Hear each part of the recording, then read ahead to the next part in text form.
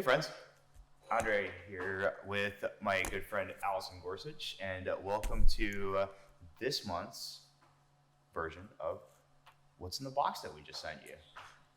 So again, if you have not met Allyson, she is a fantastic wine writer, formerly assistant editor of the Somm Journal. She is a sommelier based in St. Louis, and I am Andrey Ivanov. I'm the owner and president of Bliss Wine, in this case Concierge, and we are here in San Francisco at Kitchen Assemble, bringing you this awesome lineup from Wabi Sabi. So let's start by. Well, I guess my first question, Andrey, is why this is our second month. Yes. Your second month. I just Welcome to California. Why the decision to choose Wabi Sabi as the second wine to highlight? I mean, last month we did sort of a St. Louis connection. Mm-hmm. Now we're in Austria, and what made that decision? It was a natural decision for myself because when Bliss, the wine club, was started, Bliss Wine was a natural wine leaning company. And I love natural wine. I think that the term is sometimes overplayed, but Agreed. The idea of it is something that we still strive for. But leaving it to be only a natural wine club was leaving a lot of people out. That's why we started off with a State of Mind. But we wanted to make sure that our friends that have been with us the entire time, that really, really do love And when this did stuff. you guys connect? Oh, this is one of our first wineries. So we went to Austria in 2016 based on tasting this winemaker's wines for the first time. And it was the beginning of us working in Austria in general. Right. And because of that, we wanted to keep the tradition going. There's something about these wines that looks to the past, it looks to the future, but stays in the present, which is a very great and a very logical thing to do for us as a relaunch for the Bliss Wine Club in general. And we also wanted to make sure that we highlight a range of different styles of wines. And honestly, between what's on the table, I was going to say, these are really interesting wines. and there's a lot of different wines that are in these bottles. So let's Can we talk about about then, obviously Solera is the theme of this. So can you speak a little bit to that and the decision behind that? Yeah, so Solera, and let's put a pin in that for overpour. We can go into much more depth about that when we get a little bit nerdier.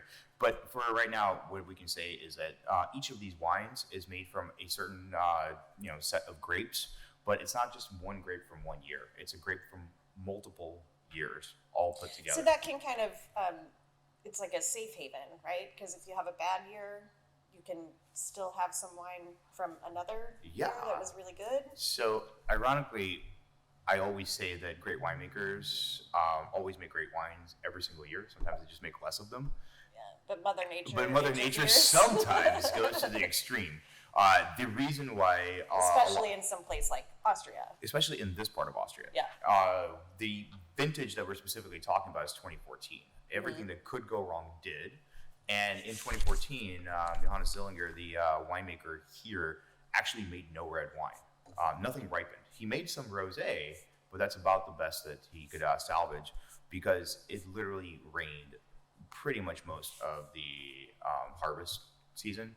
Okay. And it was a very challenging vintage, which also led him to start introducing grapes that are a little bit outside of the norm. Right. We'll talk about that when we get to the red wine. Yeah, for sure. All right, so we'll jump into the wines. Let me just give you one little small piece of background about the producer. Oh, and biodynamics too. Let's touch on it. So biodynamics is a touchy subject, no pun intended, but it is a farming method. It's a methodology that treats the vineyard as a closed ecosystem. Nothing goes into these wines that's not naturally found in the vineyard on its own. And once again, let's put a pin in that because I have a lot of thoughts on biodynamics in the positive sense. As do I, but at the same time, it's such a an underlining mission statement of this. I think the best way to describe it is a methodology that uses both the talents of the winemaker and their efforts and time, along with the environment as a whole. And when we talk about the environment, not just what's in the ground that you see, but a lot of the things that you don't see. And for that reason, it is slightly controversial here and there. Biodiversity and lunar. So now we'll stick a pin in it. People don't always understand things, and when they don't understand them, they tend to be afraid of them. So in the more traditional mainstream winemaking sense, nowadays biodynamics are very, very common. A lot of the wines that we drink all the time, you wouldn't even know that they're biodynamic. But in the past, they have been a little bit more controversial. Yeah. Anyway, all right. So we're talking about Johannes Zillinger, and he is a producer that's in the northeastern corner of Austria in a place called the Weinviertel, about 5 kilometers from the border of Slovakia. We went there, and the biggest thing to remember about Austria is people think mountains and skiing, and that's not wine country there. Yeah. Except for Styria, which we'll get to later on this year. It's pretty flat, and it's pretty cold. At least this part of it. It's called Niederösterreich, Lower Austria. Right. It's flat. It's flat as a pancake. If you've ever driven through Kansas. And a little warmer, right? No, it's actually the exact opposite. It's actually a bit colder. That's why we grow these particular varieties. Okay. So he was the producer. He is a producer. His family's been growing grapes here since the 1600s. His dad started being a winemaker, making their own labels in the 70s. He became the first producer in the region to go organic. In 1983. Which was pretty incredible. Austrian antifreeze scandal. Let's put a pin in that one again. We'll get there. The winemaker, his dad Hans, gave Hannes the opportunity to become the head of the winery in 2010. What was your quote about choice? Oh, because his dad went into organics before the Austrian antifreeze scandal. Yeah. So generally, I say by choice, not by force. Yep. And then Johannes went a little bit further in 2010, went fully on biodynamic, and that's how the wines are grown today. So these are 4 different wines. They're made in essentially the same style using a process called the Solera. The sparkling wine, which we're going to taste first, is made from the kind of like the leading grape of Austria, predominantly, which is Grüner Veltliner. I know, if you haven't had Perhaps. it is a sommelier's darling. It goes amazing with anything that is vegetable oriented. It's not a grape that leads with a lot of fruit. It is more savory and spicy, if anything. And textural. It almost bounces off your palate, which is almost like, makes total sense why it would be made into a sparkling wine, even though a lot of people don't do that. Like nobody does that in the area. Yeah, no, they tend to use other grapes, which time will be the true judge of whether or not that's really the case. But the wine itself is made in a old school style. This is called Ancestral. Yep. Aptly named. It is a Pet-Nat, essentially.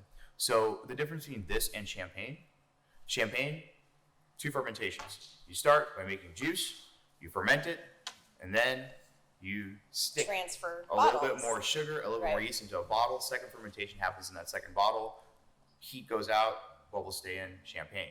This is different. 1 fermentation. And you put the cap on while there's still CO2 and it's fermenting, so you have some bubbles. Yeah, exactly. And so you keep a little bit more freshness. Yes. And it's also just a little bit easier to make. And because of that, it's a little bit lighter on the pocketbook. Yeah. So it's a delicious sparkling wine that has a lot of flavor. It has a lot of these savory components. Yeah. But it's a... Well, let's taste it. I've been tasting it. Where have you been at? Well, I mean, for the notes. Okay. It's a little bit more, like I said, savory. It's spicy. It has more of this kind of like arugula, like more of this green herb kind of quality than champagne would. It doesn't have that super bready quality, but in that same sense, it makes it a little bit more adaptable to various types of food that is difficult. Just gonna say. Yeah. But let's take it more basic. Potatoes, fries, things that are fried, things that have a starchy quality to it. It's a little salty, it's and perfect. It can kind of cut through any of that. Hash browns. Yeah. Come on. It's meant to be a breakfast food, right? And this is meant to be a breakfast-friendly wine. Little lower alcohol as well. Perfect. Who doesn't want this when they first wake up in the morning? The idea with this wine is that it's not champagne. It's not supposed to be. It's not supposed to be that fancy. It's supposed to be simpler. It's supposed to be champagne without thinking about it. Right. The biggest thing about this wine also is that whenever you pop this bottle, this is something that's meant to be across the board universally, like enjoyed easy. by everybody. Yeah. It's not So supposed, like, don't overcomplicate don't it. overthink it. Exactly. That's funny. It's a fun way to it's a fun take on a wine that is actually quite difficult to make, and I think when you taste the white wine version of this is even going to start to come into a little bit more focus. So with the white wine, Yep. Allyson, you see how like a little bit darker it is? Yeah. What do you think that? Yeah. What do you think that comes from? Well, I think that's something we're going to talk about. Number one, it's Chardonnay. Mm-hmm. Number two is the amphora. This is a wine that Johannes makes in a process that is a bit more complicated, but let's just say there's 3 grapes involved, but there's a lot of different years that these grapes come from. Right. So this is half Chardonnay. Chardonnay is the backbone. It's the structure. It's the body of the actual wine. But increased by the winemaking choices. Well, it's Chardonnay. It's a blank canvas. Right. It will literally do whatever you tell it to, sometimes almost too well. But essentially, he takes the Chardonnay grapes, he throws them into Georgian, and we don't mean Atlanta, the amphora. They're called Qvevri. I know. Sorry, that's my reference to the movie Eddie. Go Whoopi Goldberg. This is aged in an amphora for 6 months on its skins. That's where the texture and the color comes from. Okay. Then you have 2 other grapes that are at play here. You have the international rock star that everybody knows called Scheuerrebe. Right. Yeah, right. Which we were going to talk about a little bit more. It's essentially, it's there for making the wine a little bit prettier. That floral quality, that kind of more aromatic, fragrant effect, that's the Scheuerrebe. And then there's Riesling. And Riesling, people would normally say... Acidity. It's the lean backbone of this entire wine. And every single year, this is 8 years of Riesling now that Hans has been doing. It adds a little bit more of that same structure every year. But the idea is every single year, the wine gets a little bit more savory, gets a little bit more complex, but it's made the same way year in and year out. I mean, savory, we talked about root vegetables. That's like Brussels sprouts. But like, if you taste this though, this tastes so different than this. It has more of this fruity, kind of spicier, almost like, if you think like wine with color in wine, this tastes more yellow. It literally tastes more like the way that it looks. And the ideal thing here for me are things that have like an inherent little bit of sweetness and a little bit of spice, spiced but not necessarily spicy. I'm thinking of like North African stuff. Things that are in the Mediterranean that have like more of this kind of a coriander or maybe a little bit more of this ginger quality that... Well, actually, the dinner we had last night, this hell would have yeah. been perfect with. Greece is on the Greece is in the Mediterranean. This is a wine that a lot of times people give me a lot of shit because like I always categorically don't like onions unless they're fresh. Okay. Yeah, I know, Onions. weird. Yeah. Yep. Yeah, French onion soup, not a thing for me. But this is something with cooked onions, absolutely goes incredibly So, well. Because give me it a brings out the sweetness of them. Give me a fast food reference for this. Oh, shit. You came unprepared. Bloomin' Onion? Oh, no. You Not did really. not. Not really fast food, but Outback is, Fair enough. it's got some fried qualities to it. And then Precious, you're saying French onion soup from like a classic Yeah. bistro or... Yeah. Or Yeah. like if you're even gonna stay within France, like a tarte flambé, something that has caramelized onions and creme fraiche on it, works really, really well. Yep. And anything that has dried fruits in it, like just smell it. Like it's just like has this like really kind of cool like dried apricot kind of a quality to it. We have another interesting blend, another interesting wine. Funny that you say that. The thing about this wine is that a lot of times you have rosé, right? Yep. People make rosé for lots of different reasons. A lot of times people make rosé because they have leftover red grapes and they don't have anything else to do with them. Right. This is a rosé that's meant to be a rosé. Smell it. It is a lot of tart red fruit. It smells kind of like a lot of different stuff. And It's also really like earthy and greedy. Well, and the funny thing is that a lot of times you smell a rosé and it smells like a lot of stuff, and then you taste it and it just basically goes, it falls off the cliff. This is made specifically to be. And there's tannin and structure. Texture, flavor. The flavor Charcuterie goes is all the way all through over all the this place. stuff. Yep. The lead grape here is a grape that he specifically planted because of the 2014 vintage. These are called Pee-wee grapes. Let's put a pin on that. idea is that all of the grapes that are made that make this wine come from the same hill. The Saint Laurent, Yep. the prettiest one, that's basically like, the Austrian version of I Want to Be Pinot Noir. This is grown at the very top of this hill, and it's the oldest plot of Saint Laurent in Austria. His great-great-grandfather planted it in 1909. That's pretty crazy. Yeah. And then you have Syrah, and then you have the other grape, Rossler. So the same way that the white wine is made, you have something that goes into a clay vessel for like 6 months. He does that with the Rossler so that it has a stable base every single year. And then it's like 3 different years now of Syrah and 5 different years of Saint Laurent. Nice. And it's just like gets added in every single year. Right. And it's like adding another layer Building, of complexity. yeah. So, where does this go with? Have you ever Charcuterie, had charcuterie? Is great, yeah. But that's the kind of like, this is the thing is like, I always think that like when people say it's charcuterie and meat and cheese, it's like people's basic cop out of what to serve with wine. I just mean from a rosé this actually has structure and tannin. Absolutely, but now think about how well this goes with sushi. Think about tuna, sashimi, and this. Yeah. Think about like when you're going into the ability to make a party platter, and you actually are giving people that's not something that's meat and cheese. So think of tomatoes.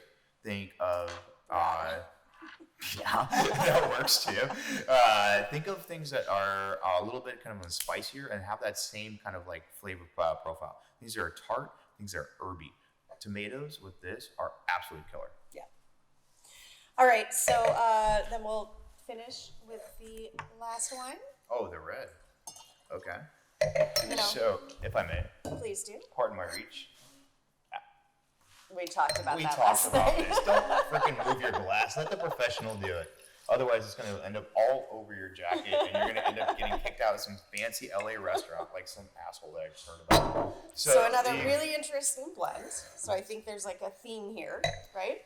So the theme is we're going to do something the same every single year, but every single year we're going to add another layer of Completely complexity. different, yeah. So this is the red, and a lot of times when people talk about Austrian red wine, they don't expect it to be as tart and bright, as fresh as it naturally is. Again, we're in a cold place, so we're taking grapes that we grow here in California. We're talking about Merlot and Cabernet. Right. And we're throwing it into a place that is very, very much not like California. So the base of this wine is Merlot, just like Chardonnay It's like 50%, and Rossler was. right? Yeah. Yeah. And then the rest of it is that same idea that you take Cabernet and you take these other 2 grapes that are not used anywhere else, essentially for this level of winemaking, Regent and Rossler, and you're making a wine from multiple years of that same grape.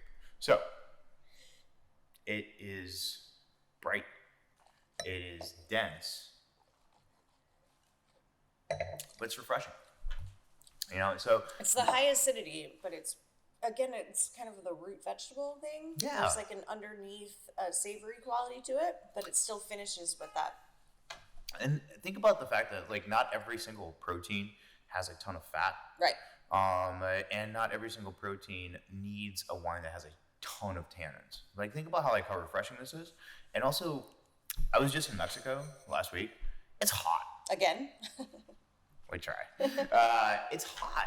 You're sitting on a beach and you're sitting by the pool.